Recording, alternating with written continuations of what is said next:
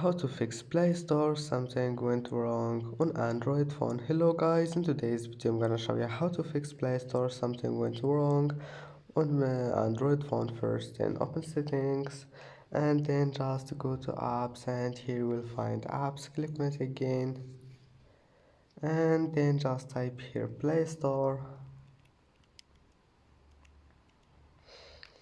and here you will find it. Then click on it, and now all you need to do just click storage and clear data. Here click data and click OK, and then clear cache.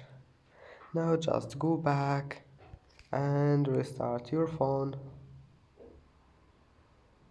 and click restart, and that's it. It must be fixed, and that's it for today's video.